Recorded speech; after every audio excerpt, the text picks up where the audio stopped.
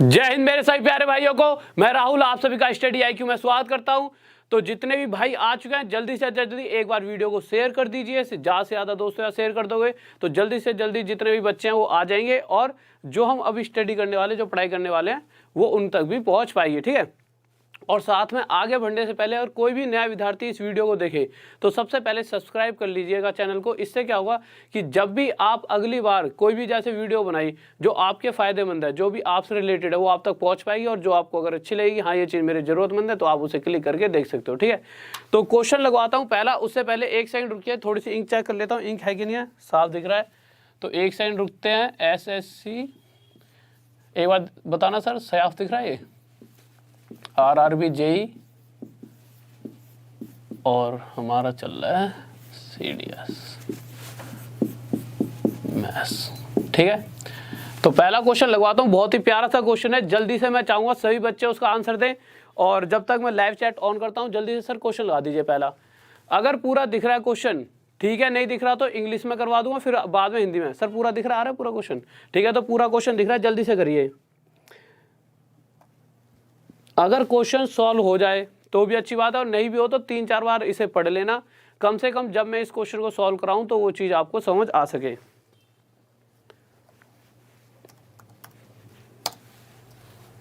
जल्दी से करिए, जल्दी से।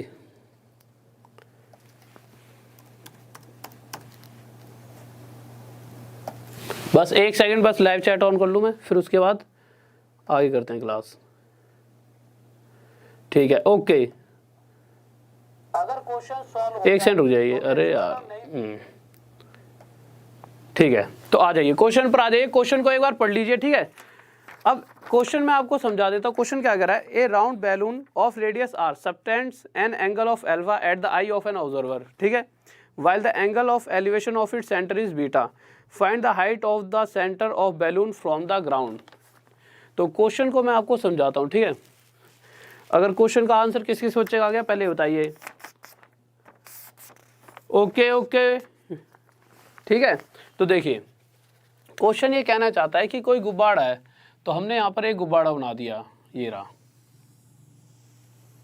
फिर इसके बाद इसी तरह का क्वेश्चन एक बेसिक से कराऊंगा, फिर बताऊंगा कि किस तरीके से इसे हम ट्रिक से भी कर सकते थे। अच्छा ठीक है। तो क्वेश्चन ये कह रहा है कि ना कोई ऑब्जर्वर है, जैसे कोई ऑब्जर्वर यहाँ पर ले लिया हमने, वो यहाँ से जब इस बैलून को देख रहा है तो इस तरीके से यहाँ से देखते हुए जब देखता है तो ऐसे देखते हुए, एक सेकंड रुकिए, ऐसे इस तरह से देख रहा है वो। ठीक है। तो उसकी आंख से जब पूरे बैलून को देखा जा रहा है तो अल्फा एक कोण बनता है, अल्फा एंगल बन रहा है अल्फा। अब इस क्वेश्चन को थोड़ा और आगे बढ़ने से पहले कुछ छोटी छोटी चीज़ें सिखाता हूँ, उन चीज़ों को और समझ लेना। ठीक है। फिर इस क्वेश्चन पे दोबारा आते हैं। सर एक बार क्वेश्चन हटा दीजिए।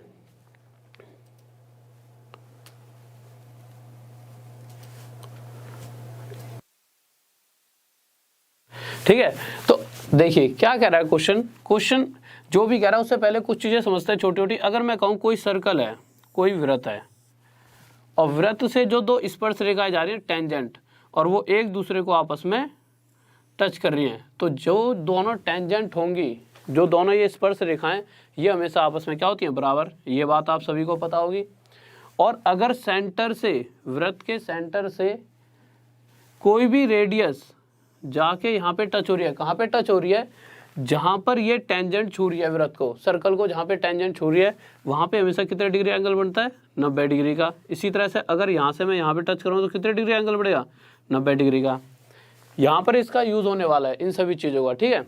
अब एक बात देखिए, अगर मैं इस पॉइंट से इस पॉइंट को आपस में मिला दूं और मैं कहूँ इस ऊपर वाले त्रिभुज को, जो ये वाला त्रिभुज बना है, इस ऊपर वाले त्रिभुज को देखो, तो मैं कहूँगा कि इस ऊपर वाले त्रिभुज की ये वाली साइड और नीचे वाले त्रिभुज की ये वाली साइड बराबर है। ये भी रेडियस है और ये भी रेडियस है, तो ऊपर वाले त्रिभुज की ये साइड और नीचे वाले की ये साइड दोनों बराबर है। और ये तो दोनों में कॉमन है ही। तो हमने देखा कि इसकी प्रत्येक साइड बराबर है, तो दोनों ऊपर और नीचे वाले त्रिभुज का क्षेत्रफल भी बराबर होगा। अगर इसका ये कोण 90 डिग्री का है तो ये भी 90 का है। ठीक है। और ये वाले कोण भी इसके बराबर होते हैं, और ये वाले कोण भी इसके क्या होते हैं? आपस में बराबर। भाई ये लाइन क्या करेगी, इन दोनों एंगल्स को भी बराबर से बांटेगी। क्यों, त्रिभुज बिल्कुल सेम टू सेम है, तो इनके सभी कोण भी आपस में बराबर होंगे। अब इस चीज़ का हम यहाँ पर यूज़ करने वाले हैं। इस बात को आप समझ पा रहे होंगे कि अगर मैं कह दूँ कि ये पूरा का पूरा कोण 60 डिग्री का है, तो ये दो कोणों में बटेगा, 30 डिग्री और 30 डिग्री के दो छोटे छोटे कोणों में बढ़ जाएगा। ठीक है, यहाँ तक किसी बच्चे को डाउट, कोई दिक्कत नहीं है। अब आगे चलते हैं, डस्ट लगाएं। तो हमने देखा कि ये अल्फा कोण बना रहा है यहाँ पर। अगर मैं यहाँ पर सेंटर से एक लाइन खींच दूं ऐसे करके, तो मुझे पता है ये लाइन इस अल्फा को दो हिस्सों में बांट देगी बराबर। किस में बांटेगी, अल्फा बाय 2 और अल्फा बाय 2। भाई टोटल अल्फा है, तो ऊपर वाला हिस्सा हो जाएगा मेरा अल्फा बाय 2 और नीचे वाला भी हो जाएगा अल्फा बाय 2। और अगर मैं इससे यहाँ पर इसे टच कर दूंगा तो ये कितने डिग्री एंगल बनेगा, 90 डिग्री का। इतनी सी बात हुई, हमें पता है। इसको उसने रेडियस दे रखा क्वेश्चन में, और यहाँ से लेके यहाँ तक को मैंने मान लिया OL, इसको मान लिया OL। अगर मैं यहाँ से इस वाले छोटे वाले त्रिभुज को देखूँ, कौन से वाले, यहाँ से आप इस त्रिभुज को ले लीजिए। अगली आगे क्वेश्चन को आगे बाद में पढ़ेंगे, पहले इसी से कुछ चीज़ें सॉल्व करके निकाल लेते हैं। अगर मैं यहाँ से ये देखूँ और फिर उसके बाद मैं इसकी एक बहुत प्यारी ट्रिक बताऊँगा। क्वेश्चन ला दीजिए सर साथ में, क्वेश्चन आ चुका है, क्वेश्चन देख लीजिए। ठीक है, अब अगर मैं ये कहूँ कि इस वाली फिगर को देखो, बस OLR, इस छोटी सी फिगर को देखते हैं, OLR, सॉरी R नहीं है, इसको आप N दे दो यहाँ पे नाम, N। इसके अंदर आप देखोगे ये वाली साइड R है, इसको हमने OL ही ले रखा है, और ये हमारा अल्फा बाय 2 है। अगर मैं कोसेक अल्फा बाय 2 निकालना चाहूँ, कोसेक अल्फा बाय 2, तो हमेशा एंगल के जो भी कोण, जैसे ये कोण लिया ना अल्फा बाय 2, तो इसके सामने वाली साइड हमेशा परपेंडिकुलर होती है। तो ये वाला हमारे लिए क्या रहेगा यहाँ पे, परपेंडिकुलर। और हमें पता है कोसेक अल्फा बाय 2 क्या होता है, हाइपोटेनियस अपॉन में परपेंडिकुलर। और हाइपोटेनियस कौन सी होती है, हमेशा 90 डिग्री के सामने वाली साइड, और 90 डिग्री के सामने वाली कौन सी है, OL। तो हाइपोटेनस हमारा हो जाएगा OL, और परपेंडिकुलर क्या आ जाएगा हमारा R।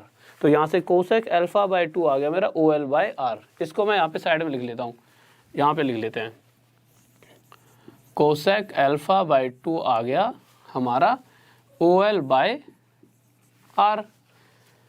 उसके बाद हम आगे चलते हैं। आगे क्वेश्चन में क्या कहा गया है, इसको मिटा देता हूँ एक बार। ठीक है, तो आगे जब क्वेश्चन में गए, उसके बाद इसी बेसिस पे बहुत प्यारे प्यारे क्वेश्चन करेंगे कि कैसे ऑप्शन से भी इन क्वेश्चनों को कर सकते हैं। तो कह रहा है कि अगर इसके सेंटर से इस तरीके से अगर परपेंडिकुलर डिस्टेंस बताना है जमीन के साथ, यहाँ से अगर देखा जाए तो जो ये वाला कोण बन रहा है, ये वाला अगर कोण देखेंगे ये बड़े वाला, तो ये बनना है बीटा। तो इसको मैं बीटा लिख लेता हूँ। ये कोण बनना है हमारा कितना, बीटा। और मैंने क्या करा, और ये यहाँ से लेकर यहाँ तक की हमें क्या निकालनी है, ऊंचाई निकालनी है। इसको मैंने ले लिया अपना, यहाँ से लेकर यहाँ तक नीचे H।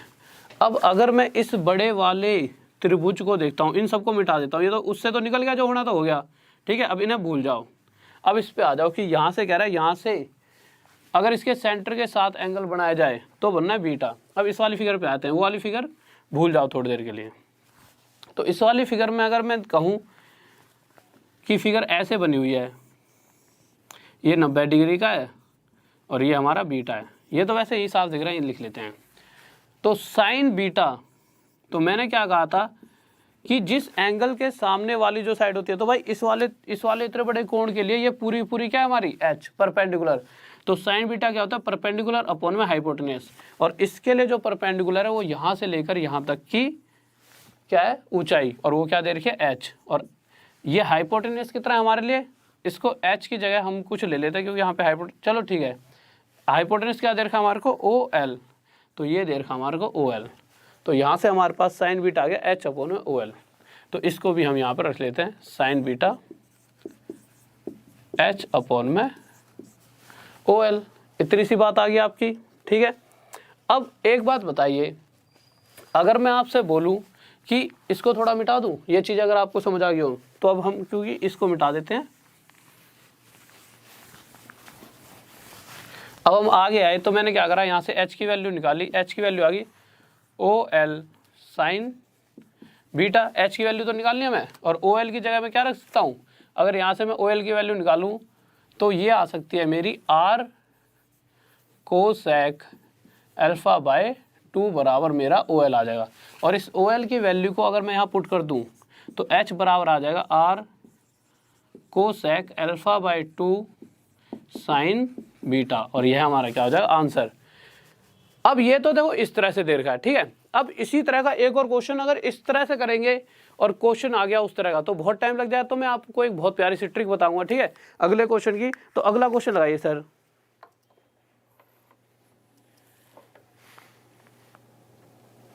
अगला क्वेश्चन लगाइए।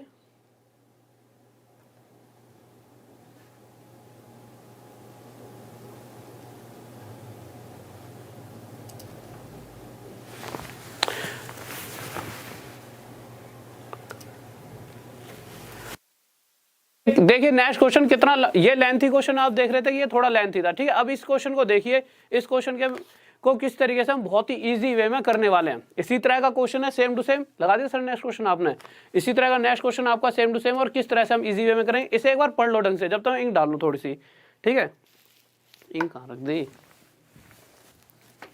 तो जल्दी से इसे करें, मैं थोड़ी इंक डाल लेता हूँ, ठीक है।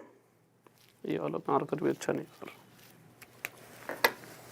जल्दी से करिए क्वेश्चन को, बहुत ही इजी वे में करेंगे इस क्वेश्चन को, ये मत समझना लेंथी क्वेश्चन है ज्यादा, बहुत जल्दी से कर लेंगे।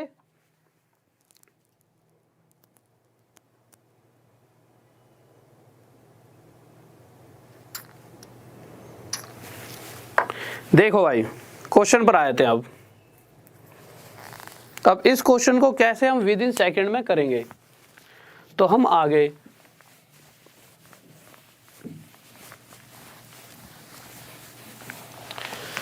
तो क्वेश्चन क्या कह रहा है हमारा, क्वेश्चन इस बार कह रहा है कि a spherical balloon of radius r subtends angle of 60 degree at the eye of an observer. जैसा पिछले क्वेश्चन में कहा था वही सेम क्वेश्चन है, तो मैंने बना दिया भाई यहाँ पे एक बैलून है।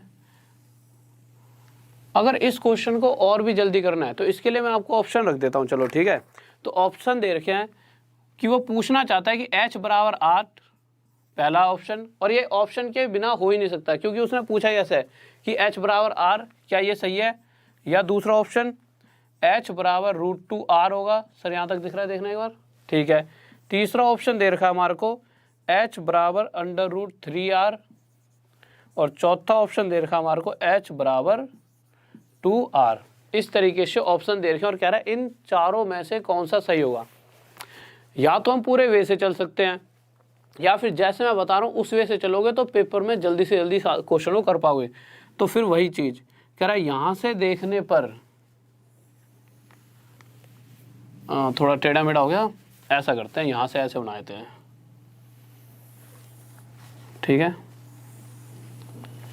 कह रहा है यहाँ से देखने पर ये एंगल बनना है 60 डिग्री का, और मुझे पता है कि अगर मैं यहाँ से एक लाइन खींच दूंगा, सेंटर के साथ मिला दूं सर्कल के, तो जो ये लाइन है वो इस पूरे कोण को किस में बांटेगी, 2 बराबर हिस्सों में। अगर ये पूरा कोण 60 डिग्री का था तो ऊपर का 30 डिग्री और नीचे का क्या बन जाएगा 30 डिग्री, ठीक है। अब हमें ऊपर वाले से तो मतलब ही नहीं है अभी, बस इतनी सी फिगर ले लेते हैं कि अगर ये 30 डिग्री है इस वक्त, तो 30 डिग्री के लिए, और यहाँ पर अगर इसे टच करूँगा कितने डिग्री बन जाए 90 डिग्री। तो कल मैंने फिगर बनाई थी आपके लिए, क्या बनाई थी, अगर ये वाला कोण 30 डिग्री का होता था उस वक्त ये 1 और ये कितना होता था √3। तो वही 30 डिग्री के सामने वाली साइड 1 और ये वाली साइड मेरी कितनी हो जाएगी √3। अब मैं आगे आया, ये हमें निकालनी है ये वाली साइड, इसको मैं h ले रहा हूँ, ठीक है, h निकालनी है। और जब मैं इसको इससे ऐसे जोड़ता हूँ तो ये कितना डिग्री होनी है 90 डिग्री का। कह रहा है कि जमीन से इस बैलून की जो केंद्र बिंदु है इसकी ऊंचाई ज्ञात करनी है, ये h। और एक बात और देखिए कि यहाँ से जो इस केंद्र बिंदु के साथ ये जो कोण है वो कितने डिग्री का बनना है 60 डिग्री का। तो अगर इसके हिसाब से देखा जाए 60 डिग्री के हिसाब से, तो ध्यान से देखना, इन ऑप्शंस को एक बार ऊपर लिख देता हूँ थोड़ा सा। पहला ऑप्शन तो ये रहने देते हैं, दूसरा ऑप्शन यहाँ लिख लेते हैं h √2r, तीसरा option h equal to √3r, और चौथा ऑप्शन यहाँ लिख लेते हैं h इक्वल टू 2r। कोई दिक्कत?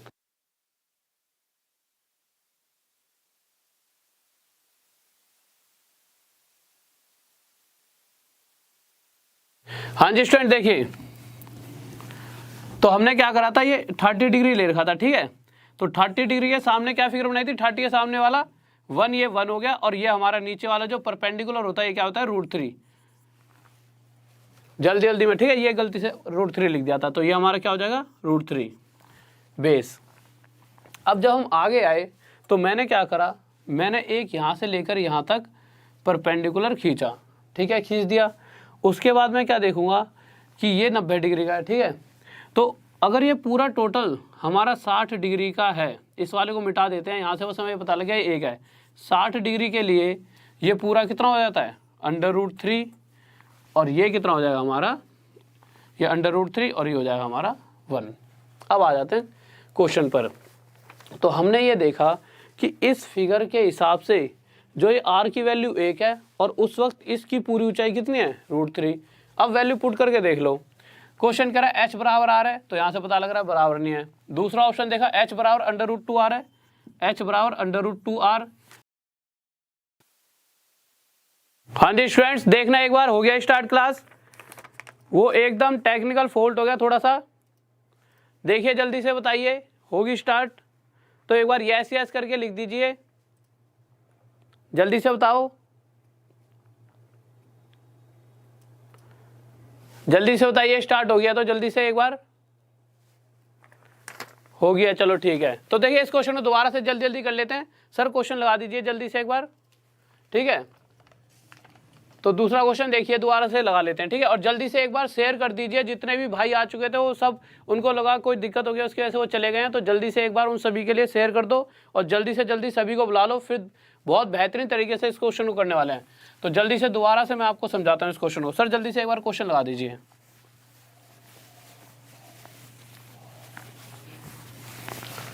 तो क्वेश्चन देखिए क्या कह रहा है। तो अगले क्वेश्चन को जल्दी से एक बार जल्दी सबको बुला लीजिए, जिससे ये हो जाएगा कि कुछ बच्चों को छूट ना जाए, ठीक है। तो जल्दी से बुला लीजिए। क्वेश्चन लगा दिया सर आपने?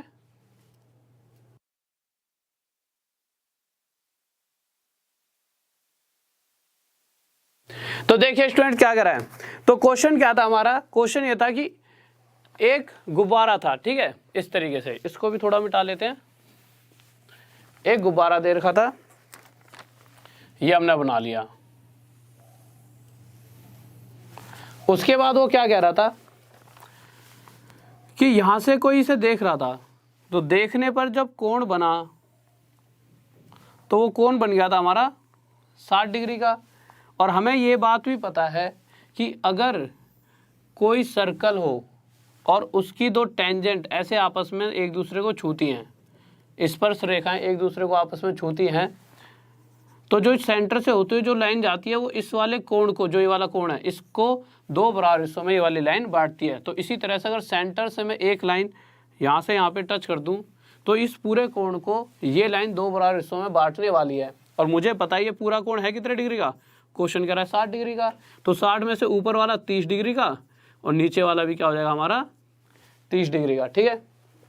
उसके बाद जब हम आगे आए तो मैंने देखा यार अच्छा, और ये वाली लाइन को जब मैं यहाँ पे टच करूँ कितने डिग्री का कोण बनाएगा, 90 डिग्री का। और मुझे पता है कोई भी इस तरह से फिगर बनती है जिसके अंदर ऐसे करके एक कोण 90 डिग्री का हो और ये वाला कोण 30 डिग्री का होता था, उस वक्त इस 30 के सामने वाली साइड हमारी 1 हो जाती थी और ये हो जाती थी √3। तो इसी तरह से 30 के सामने वाली कितनी हो जाएगी 1, और ये हो जाएगी हमारी कितनी √3। इतना क्वेश्चन हमने सोल्व कर लिया। इसको मिटा देते हैं, इसकी कोई ज़रूरत नहीं है ऊपर वाले पार्ट की, इसकी, ठीक है।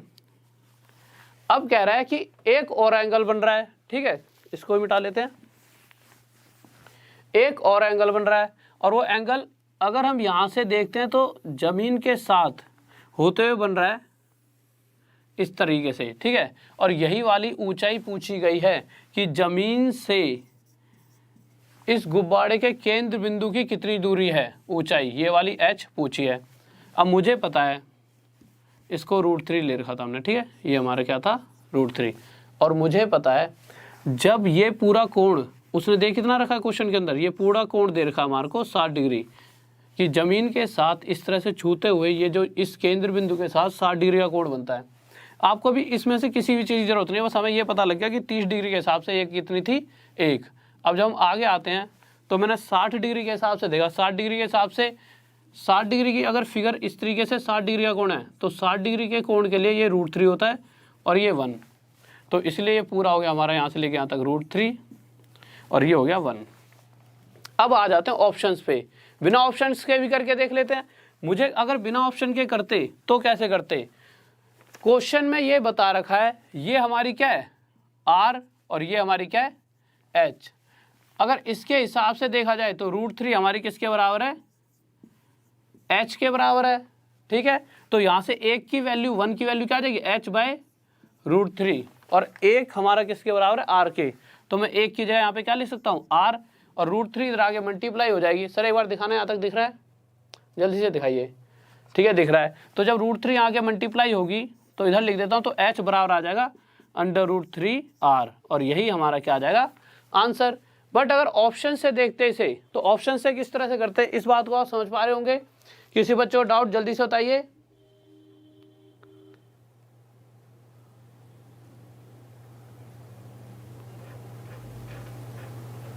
हाँ भाई, अब तो बफरिंग हो ही नहीं रही, जल्दी से बताइए, ठीक है। अब अगर इसको हम ऑप्शन से करते हैं तो ऑप्शन से किस तरह से करते हैं, देखिए ऑप्शन क्या क्या दे रखे थे, ऑप्शन दे रखा था, इसको मिटा लेते हैं। पहला ऑप्शन H=R है, दूसरा H=√2R है, तीसरा H=√3R है और चौथा ऑप्शन जब आप देखोगे तो H= क्या था हमारा 2R। और हमें पता है जैसे ही मैं 60 डिग्री रखूंगा तो सामने वाली साइड √3 होगी, तो कहीं ना कहीं आंसर के अंदर √3 आएगा और हम सीधा डायरेक्ट तीसरा ऑप्शन आंसर दे सकते थे। चलो यहाँ तक भी हम खुश नहीं हुए, हम इसको और सेटिस्फाई कर लेते हैं। हमें पता है R की वैल्यू 1 है और H की वैल्यू √3। अगर मैं R की वैल्यू 1 और H की वैल्यू √3 रखूँ तो ये इक्वल के साइन वाली कंडीशन सेटिस्फाई होगी, नहीं। इक्वल का मतलब क्या, ये दोनों इक्वल होनी चाहिए, तो ये तो आंसर हो ही नहीं सकता। जब मैंने इसको लिया तो R की वैल्यू यहाँ 1 रख दी और H की वैल्यू यहाँ पे √3, तो √3 और √2 बराबर हो सकते हैं, नहीं, तो दूसरा ऑप्शन भी गलत। इसी तरह से R की वैल्यू यहाँ 1 रखूँगा तो √3 हो जाएगा और H की वैल्यू यहाँ पे √3 रखूँगा तो √3 बराबर √3। इस कंडीशन में ही ये है हमारा बिल्कुल सही हो रहा है, इसलिए तीसरा ऑप्शन हमारा क्या है आंसर, ठीक है। इस बात में किसी को डाउट जल्दी बताइए। हाँ जी स्टूडेंट्स बताइए, एक बार नेक्स्ट क्वेश्चन लगाना, बताइए कोई दिक्कत।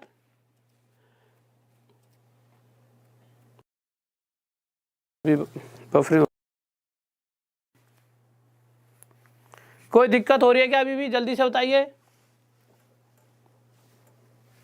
मेरे तो सही चल रही है यार। हाँ भाई जल्दी से बताइए, कोई दिक्कत हो रही है क्या अभी भी। रिफ्रेश कर लो, अगर किसी की वीडियो बफरिंग कर रही है तो रिफ्रेश कर लीजिए। यहाँ पर मेरे पास बिल्कुल इस टाइम सही होके चल रही है वीडियो, ठीक है। अगर किसी की वीडियो थोड़ी सी भी अगर बफरिंग कर रही है तो उसे आप रिफ्रेश करके देख लें एक बार।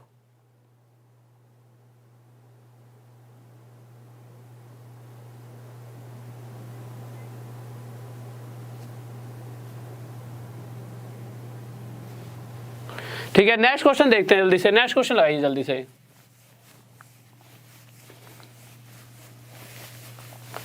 तो नेक्स्ट क्वेश्चन देखिए क्या कह रहा है, अगले क्वेश्चन की तरफ बढ़ते हैं। कोई डाउट जल्दी से बताइए, क्लियर हो गया। अनूप गुप्ता थैंक यू भाई, थैंक यू। चल रही है, ठीक है। नेक्स्ट क्वेश्चन लगा दिए सर, लगा दिया नेक्स्ट क्वेश्चन। दो जिस बच्चे का नहीं चल रहा रिफ्रेश कर लो, वीडियो चल चुकी है, ठीक है। तो क्वेश्चन पर आते हैं अगले वाले पे, ध्यान से पढ़ना है क्या कह रहा है, एक बार जल्दी से आंसर बताइए। इसका आंसर क्या होगा, फिर इसी के बेसिस पर एक क्वेश्चन लूंगा और बताऊंगा किस तरह से उसे हम ट्रिक से सॉल्व कर सकते हैं।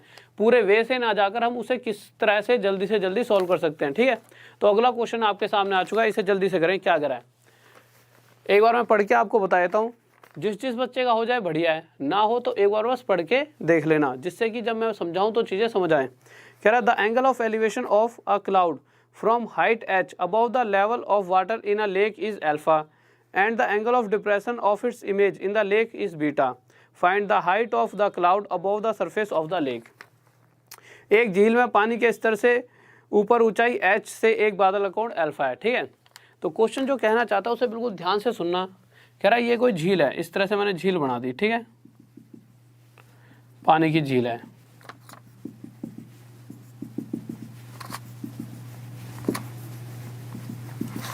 और अगर इससे h मीटर ऊंचाई की अगर बात की जाए, कोई सरफेस रहा होगा h मीटर ऊंचा, पानी से h मीटर ऊंचा, अगर वहां से कोई बादल है, इस बादल को देखा जाए तो यहां पर बन रहा है कितने डिग्री का कोण, तो ये बनता है हमारा अल्फा, ये कोण बन जाता है हमारा अल्फा। अगर ये h है तो ये भी हमारी h हो गई। यहाँ से लेकर यहाँ तक की दूरी को मैंने p मान लिया। इतनी सी बात आपको समझ आ गई, ठीक है। इसके बाद बहुत प्यारा सा क्वेश्चन भी उठाएंगे इसी के बेसिस पर, जिसमें हम इस पूरे वे को ना लेकर बताएंगे किस तरह से उस क्वेश्चन को और जल्दी कर सकते थे। इतना कर लिया, अब उसके आगे आते हैं हम। तो क्वेश्चन ये कह रहा है कि अगर पानी के अंदर एक प्रतिबिंब बना हुआ है, तो अब दो पानी से ऊपर अगर ये चीज़ यहाँ से यहाँ तक है, तो जो परछाई बनेगी वो भी तो इस पूरे की बनेगी। तो यहाँ से नीचे जब हम गए तो कितना, अगर यहाँ से लेके यहाँ तक p है तो परछाई भी नीचे p मीटर लंबी ही बनेगी। यहाँ तक सर देखना दिख रहा है। और इसके साथ यहाँ पर जो कोण बन रहा है वो बनना है हमारा कितना, बीटा। इस बात को आप समझ पा रहे होंगे, ठीक है। अब क्वेश्चन को हम सॉल्व करते हैं। अब हम आगे आए तो मैंने इस लाइन को यहाँ से लेकर यहाँ तक क्या ले लिया, x। मुझे पता है अगर मैं कहूँ कोट अल्फा की बात करता हूँ, इसके हिसाब से देखा जाए, या फिर एक बार क्वेश्चन हटवा देता हूँ, ठीक है। क्वेश्चन हटा दीजिए सर, यहाँ पे सोल्व कर दूंगा क्वेश्चन को, ठीक है। एक बार क्वेश्चन हटा दीजिए। अब देखिए आपको पता है अगर यहाँ से लेकर यहाँ तक ये p है और इतनी h है, तो अगर मैं इसकी पूछूं इसकी, तो ये कितनी हो जाएगी हमारी p माइनस h। अगर इस एंगल के लिए कोट अल्फा की अगर बात करूं तो मैंने क्या कहा था, जिस कोण की हम बात करें उसके सामने वाली साइड परपेंडिकुलर, और कोट अल्फा क्या होता है हमारा बेस अपॉन में परपेंडिकुलर। और यहाँ बेस हमारा हमने इसे माना x, तो बेस आ गया हमारा x, और p क्या आ जाएगा हमारा p माइनस h। तो यहाँ से मेरे पास cot alpha equals to x upon में p माइनस h आ गया। मैं आगे बढ़ता हूँ, तो मैं आगे बढ़ा तो मैंने क्या देखा कि मैं अगर इसकी बात करूँ कोट बीटा की, तो कोट बीटा क्या होगा, ये भी तो भाई बेस अपॉन में परपेंडिकुलर होगा, बट इसके लिए परपेंडिकुलर क्या होगा, बीटा के सामने कौन सी साइड है भाई, इतने बड़े हिस्से के लिए तो कोण बन रहा है। ये जो बीटा कोण है वो इस वाले हिस्से के लिए बन रहा है, इतनी वाली साइड के लिए। तो इसके सामने वाला क्या है, यहाँ से लेकर यहाँ तक परपेंडिकुलर, तो ये यहाँ से लेकर यहाँ तक तो p है, और ऊपर वाला हिस्सा h, तो टोटल यहाँ से लेकर यहाँ तक ये कितनी है, p प्लस h। तो मैं कह सकता हूँ बेस ये वाली साइड x अपॉन में p प्लस h। अब उसके बाद बस हमें कुछ नहीं करना, सोल्व करना है। इतनी सी बात समझ आ गई, इसको मिटा देता हूँ। अब इसका ऐसा कोई रोल है ही नहीं पूरे क्वेश्चन में। स्क्रीनशॉट लेना है, स्क्रीनशॉट ले लीजिए, ठीक है। तो हम आगे आए,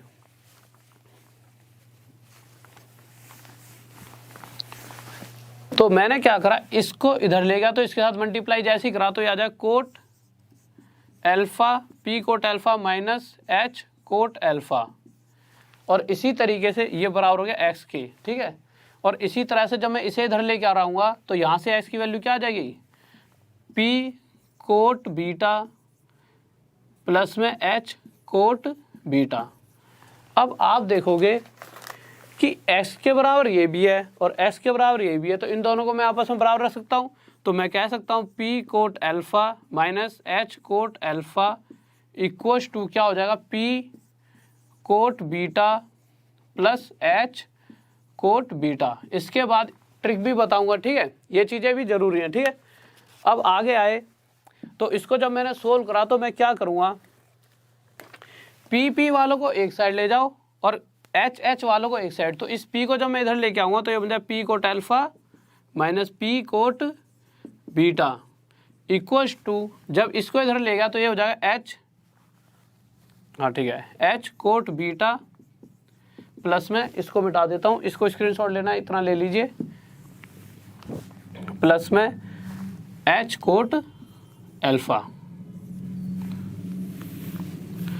अब अगर मैं यहाँ से h कॉमन ले लूँ तो ये हो जाए h quote beta plus quote alpha. हमें वैल्यू किसकी चाहिए? हमें वैल्यू चाहिए इस पी की। यही तो चाहिए था कि ज़मीन से, फिगर मिटा दिया, पीछे बाद में देख लेना, ठीक है। ये चीज़ मेरे को आपको बतानी थी, ज़मीन से कितनी ऊंचाई पर। तो ज़मीन से कितनी ऊंचाई को हमने क्या मान लिया था? पी, मतलब पानी से कितनी ऊंचाई पर जो बादल है वो पूछा था, तो हमने उसे पी मान लिया था। तो पी की वैल्यू हमने पूछी है। तो पी अगर मैं यहाँ से कॉमन ले लेता हूँ तो पी कॉमन ले लिया, हो गया quote alpha minus quote beta equals to ये हो गया। और अगर मैं पी की वैल्यू चाहता हूँ तो इसको मुझे नीचे ले आना पड़ेगा, तो मैं इसे नीचे ले आता हूँ, इसको मिटाना पड़ेगा, coat alpha minus quote beta नीचे चले आएगा, जगह कम थी इसलिए यहाँ से ऐसे कर दिया, और ये हमारी हो गई पी की वैल्यू। अब ये तो हुआ इतना लेंथी, अगर कोई क्वेश्चन इसके ऊपर आ जाए तो क्या इतना लेंथी करेंगे? तो यार बहुत ज़्यादा टाइम लग जाए। तो किस तरीके से उसे हम ट्रिक से करेंगे, ठीक है, वो देखते हैं। तो नेक्स्ट क्वेश्चन लगाइए सर जल्दी से।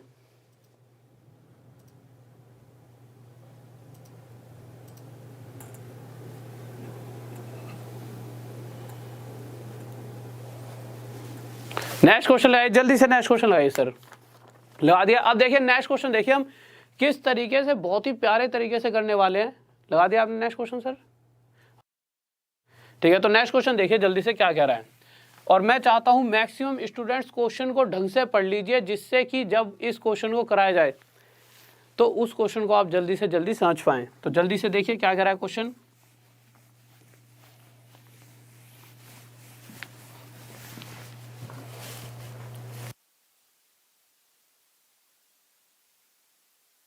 तो नेक्स्ट क्वेश्चन देखिए क्या कह रहा है। तो हम अगले क्वेश्चन पर आ गए। तो अगला क्वेश्चन हमारा क्या कह रहा है?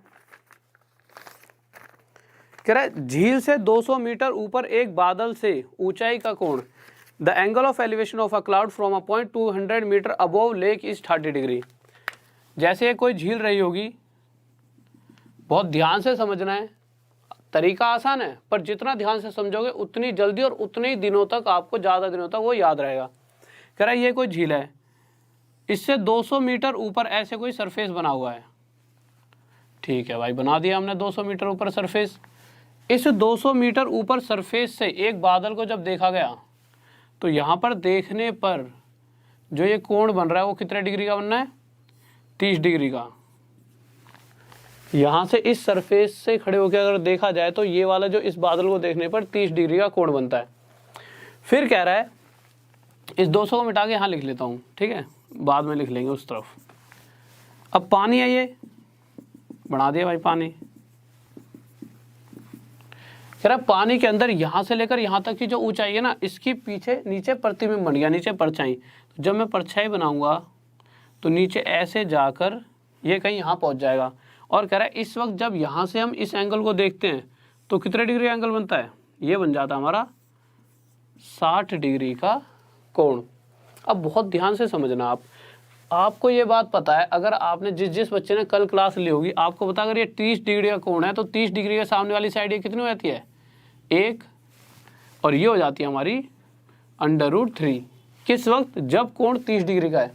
बट अगर मैं 60 डिग्री की बात करूँगा तो 60 डिग्री के सामने वाली साइड ये कितनी होगी? ये पूरी हो जाएगी √3, और ये कितनी हो जाएगी हमारी 1। इस बात में किसी बच्चे को डाउट? ठीक है, ठीक है, हाँ भाई, क्लास डेली होती है मुनीष शर्मा जी, डेली क्लास होती है, ठीक है।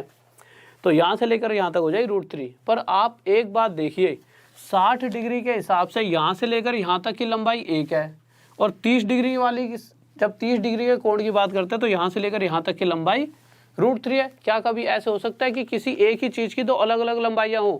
भाई इसमें मार्कर की लेंथ या तो 1 हो सकती है या फिर √3, अलग अलग तो नहीं हो सकती।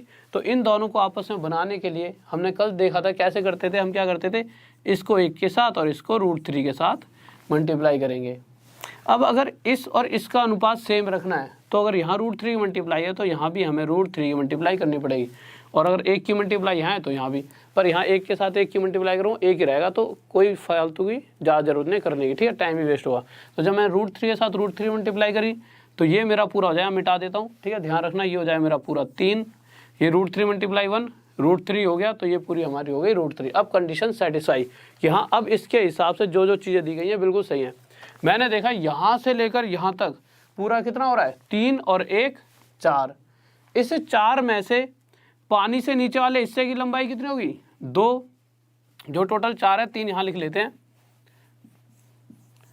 इस टोटल 4 में से नीचे यहाँ से यहाँ तक और यहाँ से लेकर ऊपर तक का हिस्सा बराबर है, तो नीचे वाला हिस्सा हो गया 2 और ऊपर वाला हिस्सा भी मेरा टोटल कितना हो जाएगा 2। तो मैं कह सकता हूँ कि इस कंडीशन में यहाँ से लेकर यहाँ तक की ऊंचाई, पानी से लेकर इस बादल तक की ऊंचाई 2 है, और उस कंडीशन में यहाँ से लेकर यहाँ तक की ऊंचाई कितनी बन रही है हमारी, अगर ये पूरी 2 है और ये ऊपर वाला हिस्सा 1 है, तो ये वाला हिस्सा भी तो 1 ही होगा। तो जिस वक्त ये अगर 1 होती तो यहाँ से लेकर यहाँ तक की ऊंचाई 2 होती, पर क्वेश्चन कह रहा है ये हमारा 1 है ही नहीं, ये हमारा है कितना 200। इससे कितने गुणा आया था 200। सर देखना यहाँ तक क्वेश्चन दिख रहा है, एक बार दिखाना जल्दी से। तो इसी प्रकार यहाँ से लेकर यहाँ तक की ऊंचाई भी 2 ना होकर 200 गुना ज़्यादा कितनी हो जाएगी 400 मीटर। यहाँ तक देखना, साफ दिख रहा है, नहीं दिख रहा, साफ दिख रहा है, ठीक है। किसी बच्चे को डाउट जल्दी से बताइए, हाँ भाई जल्दी से बताइए। किसी बच्चे को इस क्वेश्चन में डाउट, दोबारा बताऊं तो रिपीट लिख दीजिए, जल्दी से बताइए एक बार। बहुत बढ़िया भाई, बहुत बढ़िया, शाबाश। बहुत से बच्चों को आंसर भी आ गया है, शाबाश शाबाश। हाँ भाई, इस वाले क्वेश्चन में किसी बच्चे को डाउट जल्दी से देखिए, कोई दिक्कत नहीं है, दोबारा समझाना हो तो रिपीट करके लिख दो एक बार, और अगर समझ आ गया तभी मैं आगे बढ़ूंगा, क्योंकि ये क्वेश्चंस बहुत ज़रूरी हैं। अगर लेवल थोड़ा सा भी अप आता है, दो, मैं चाहता जो हूँ, मेरी चाहत बस इतनी सी है कि अगर आप किसी एग्ज़ाम को दो तो सिर्फ इतना ना करो, जैसे एक होता है कि हाँ भाई पढ़ लिया आपने, बस हम अब पेपर दे सकते हैं। पेपर देना नहीं है, पेपर को फाड़ के आना, मतलब उसके अंदर आप बेस्ट होने चाहिए। जब आप एग्ज़ाम दे रहे होगे, एक होता है कि सिर्फ पेपर को देकर ये संतुष्ट होना हमने दे दिया, एक होता है कि उसके अंदर आप ही नंबर 1 होने चाहिए, ठीक है। तो बस मेरी चाहत ये है कि आप नंबर 1 बनो, और उसके लिए मैं अपनी मेहनत पूरी कर सकता हूँ। रिपीट कराओगे तो रिपीट कर दूंगा, जल्दी से बताइए, रिपीट तो नहीं करना। देखिए जल्दी से एक बार छोटा सा, थोड़ी सी जल्दी जल्दी रिपीट कर देता हूँ मैं, ध्यान से सुनना। आपको क्या दो, ये चीज़ तो आपको समझ आ गई होगी यहाँ तक जितना मुझे बताया। सर एक बार क्वेश्चन हटा दीजिए, एक बार क्वेश्चन हटा देना जल्दी से। देखो इतनी सी बात तो समझ आ गई कि पानी से ऊपर जहाँ पे ये बादल है, ठीक है, यहाँ से यहाँ तक की जितनी लंबाई है, जैसे मैंने कह दिया पिलर खड़ा है बिल्कुल बादल से टच होकर, ये ऐसे करके एक हमने पिलर खड़ा कर दिया, यहाँ से बादल से टच हो रहा है, तो अगर इसकी पानी में परछाई भी उतनी बनेगी जितनी ये ऊपर है, जो क्वेश्चन कह रहा है उसके हिसाब से। तो यहाँ से लेकर यहाँ तक ऊपर जितनी ऊंचाई है वही पानी में भी इतनी ही है। अब मैंने देखा कि 30 डिग्री के हिसाब से ये 1 होगा, ये √3 होगा, 60 डिग्री के हिसाब से यहाँ से लेकर यहाँ तक ये √3 होगा, और ये हमारा होगा 1।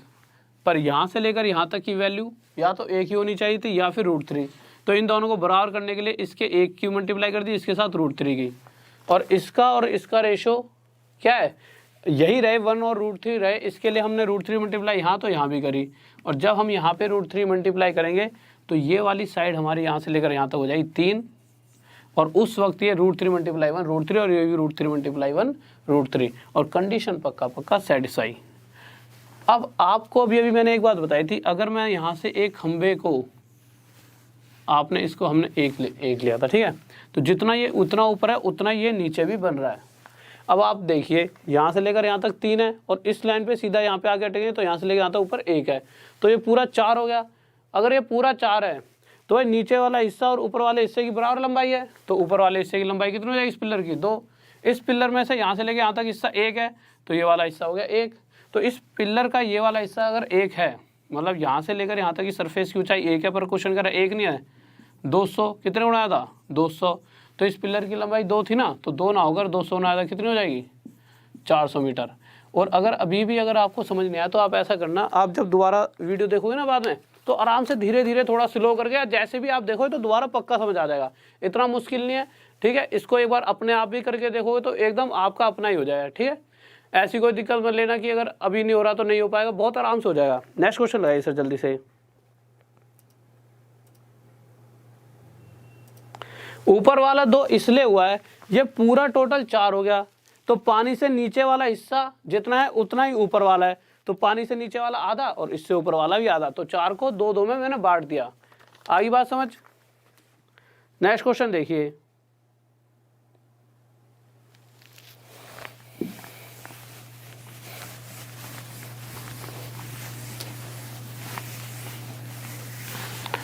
अब देखिए अगला क्वेश्चन क्या कह रहा है। तो हमने अगला क्वेश्चन देखा, तो अगला क्वेश्चन कह रहा है, लगा दिया सर आपने अगला क्वेश्चन,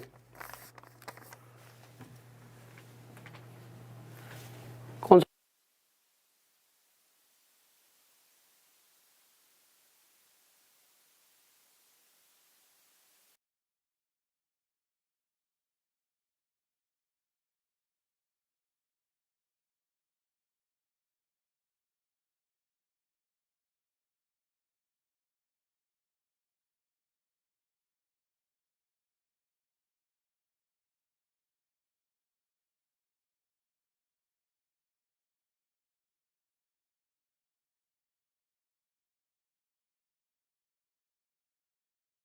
क्वेश्चन दे रखा है हमारा, ठीक है। देखिए क्वेश्चन क्या दे रखा है, क्वेश्चन जब भी ऐसे दे देगा कि भाई यहां से देखो क्या देगा कि ना यहाँ से a मीटर की कुछ दूरी पर देखा जाए, a दूरी पर देखा जाए तो कोई अगर यहाँ से यहाँ पे एंगल बन रहा है एक, इसको मान लेता हूँ मैं x, और अगर यहीं से b दूरी पर देखा गया तो जो एंगल बनेगा हमारा कितना बन जाएगा y। जब भी ऐसी बात आ जाए और वो ये कहते कि इस x और y इन दोनों का जो जोड़ है वो क्या है, कॉम्प्लीमेंट्री एंगल्स बना रहे हैं। अब आप बोलोगे कॉम्प्लीमेंट्री, दो कॉम्प्लीमेंट्री होता है जिन दो कोणों का जोड़, एंगल्स का जोड़ कितना होता है 90 डिग्री। अब आप इसे याद कैसे कर सकते हो, आप इसे ऐसे याद कर सकते हो, ऐसे तो मैक्सिमम बच्चों को बताओ कॉम्प्लीमेंट्री दो एंगल्स का जोड़ 90 डिग्री, और अगर सप्लीमेंट्री होता है, अगर कहीं पर सप्लीमेंट्री लिखा हुआ तो दोनों कोणों का जोड़ कितना हो जाता है हमारा 180 डिग्री। अगर इसे आप याद करना चाहते हो तो कैसे याद कर सकते हो कि जब बच्चा छोटा होता है तो क्या पीता है, कॉम्प्लान, और जब बॉडी बनाने लग जाता है, जिम विम जाता है तो क्या खाता है वो, सप्लीमेंट। तो आप समझ सकते हो 90 डिग्री छोटा है तो कॉम्प्लीमेंट्री एंगल, और 180 बड़ा है तो सप्लीमेंट। छोटा कॉम्प्लान पीता है और बड़ा हो जाता है बच्चा सप्लीमेंट खाता है बॉडी बनाने के लिए। इस तरह से इसे याद कर सकते हो। तो अब आ जाते हैं क्वेश्चन, जब भी ये बात कहेगा कि इन दोनों कोणों का जो जोड़ है वो क्या है, कॉम्प्लीमेंट्री, मतलब दोनों का जोड़ 90 डिग्री है, उस वक्त इसकी जो हाइट होती है वो हमेशा होती है h = (a/b). इन दोनों का मल्टीप्लाई करके रूट कर देना, वही हमारा हमेशा क्या आ जाएगा आंसर। इसको याद कर लेना, ठीक है। नेक्स्ट क्वेश्चन लगाइए सर जल्दी से।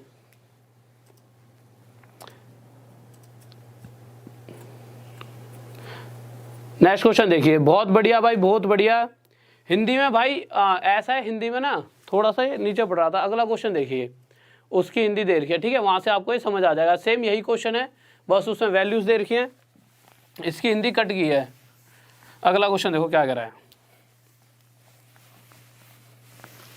तो अगला क्वेश्चन देखिए क्या कह रहा है, और कल बहुत ही अच्छी दो इसके अंदर अभी आपके लिए कुछ क्वेश्चंस हैं जो इसके और भी अच्छे लेवल के होंगे। उसके लिए एक 30 मिनट की वीडियो बनाऊंगा जो बिल्कुल अलग बनाऊंगा, इस सीरीज से अलग, CGL CPO से बिल्कुल अलग, जो मैं आपको टाइम बता दूंगा कल की क्लास में। कल भी आपकी क्लास होगी, ठीक है। यह अलग कहीं दिन में किसी टाइम मंडे को वीडियो बना दूंगा जो अच्छे अच्छे क्वेश्चंस और लेकर।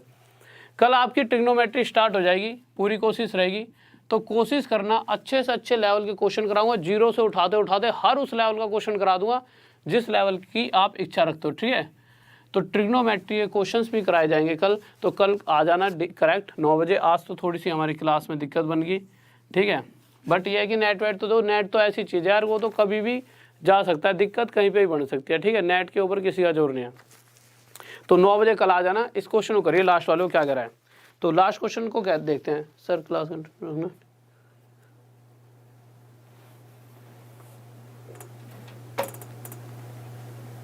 ओके हेमंत, पक्का डेली क्लासेस होंगी, ऐसा कुछ भी नहीं होगा कि क्लास रेगुलर नहीं होगी। वैसे भी लेवल मैं अच्छा बढ़ा दूंगा, जो लेवल जैसे उस टाइम ALP CVT 2 में जो मैंने कराया था उसका एक लेवल था, अब लेवल थोड़ा सा अप होगा। CGL CPO CDS RRB JEE को देखते हुए अब लेवल थोड़ा सा क्या होगा अप। तो क्वेश्चन क्या कह रहा है, आखिरी क्वेश्चन पढ़ते हैं। कह रहा है कि the angle of elevation of the top of a tower from point situated at a distance of 36 metre और 64 मीटर।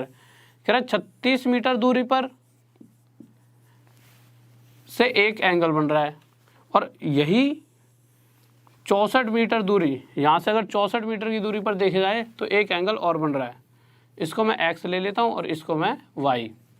क्वेश्चन कह रहा है इन दोनों एंगल्स का जो जोड़ है वो क्या है, कॉम्प्लीमेंट्री, और मुझे पता है कॉम्प्लीमेंट्री का क्या मतलब होता है, इन दोनों का जोड़ 90 डिग्री के बराबर है। और जब भी इन दोनों एंगल्स का जोड़ 90 डिग्री के बराबर होगा तो जो ये ऊंचाई होगी बिल्डिंग वगैरह की हमेशा क्या होगी, h = √a/b, 36 गुणा में 64। 36 कितना होता है 6, ये कितना होता है 8, तो 8 6 48, 8 6 जा 48। तो यहाँ से इस बिल्डिंग की ऊंचाई, एक सेकंड रुकिए, तो यहाँ से इस बिल्डिंग की ऊंचाई कितनी आ जाएगी 48, नीचे दिख रहा है साफ। और यही हमारा क्या हो जाएगा आंसर। बहुत बेहतरीन भाई, बहुत बेहतरीन, शाबाश, गजब, बहुत बढ़िया, लव यू टू ब्रो अंकित, सभी को, और सभी को लव यू। और यार देखो आगे जितनी भी क्लासेस आएंगी उन सभी को आपके पास प्रॉपर पहुंचते रहे, टाइम टू टाइम नोटिफिकेशन पहुंचते रहे, उसके लिए सब्सक्राइब कर लीजिए, इस चैनल का हिस्सा बन जाइए। आपको मैक्सिमम देखो जितने ज़्यादा लोग जुड़ते आएंगे ना तो हम और अच्छे अच्छी क्लासेस, जितने भी अच्छे अच्छे टीचर्स और भी हम सर्च कर रहे हैं उनके साथ बहुत बेहतरीन तरीके प्रॉपर वे में क्लास चलाई जाएंगी। इंग्लिश की भी होगी, जीएस की भी, रीजनिंग, बट वो तभी होगी जब ज़्यादा से ज़्यादा बच्चे, कम से कम जैसे मैं रोज डेली क्लास ले रहा हूँ 1000 1,500 2,000 तक जैसे बच्चे पहुँचने लग जाएंगे तो उन टीचर्स को भी लाया जाएगा। क्योंकि ऐसा नहीं होना चाहिए ना कि उनको ऐसा नहीं फील होना चाहिए कि यार नए नए टीचर होंगे, समझ रहे हो आप। वैसे तो ऑफलाइन उन्होंने बहुत पढ़ाया होगा बट थोड़ा सा मैं चाहता हूँ बच्चा जुड़ जाए तब जाकर उन चीज़ों को हम स्टार्ट करेंगे। तो आप सभी के लिए हर क्लास प्रोवाइड होंगी, बट धीरे धीरे सब बच्चों को बताओ, जोड़िए। टेक्निकल की भी बहुत प्यारी प्यारी, RRB JEE के बहुत प्यारे प्यारे टीचर लाएंगे, बेस्ट टाइप के, मेरे से सारे टीचर बहुत बेहतरीन होंगे, ठीक है। तो ज़्यादा से ज़्यादा जुड़े, रीजनिंग का भी टीचर लाएंगे, GS के भी बहुत सारे टीचर्स लाएंगे। तो ज़्यादा से ज़्यादा बच्चों को बताओ, धीरे धीरे जल्दी जल्दी पॉपुलर कराओ कि फिर उसके बाद एकदम चीज़ें स्टार्ट कर देते हैं, ठीक है। और आज की क्लास को हम यहीं ख़त्म करेंगे और साथ में कल फिर से मिलते हैं। कल थोड़ी लंबी क्लास लेंगे 3 घंटे की, ठीक है। कल 3 घंटे की क्लास होगी, ट्रिग्नोमेट्री मैक्सिमम कल ख़त्म हो जाएगा। ट्रिग्नोमेट्री को हम 3 पार्ट्स में करेंगे।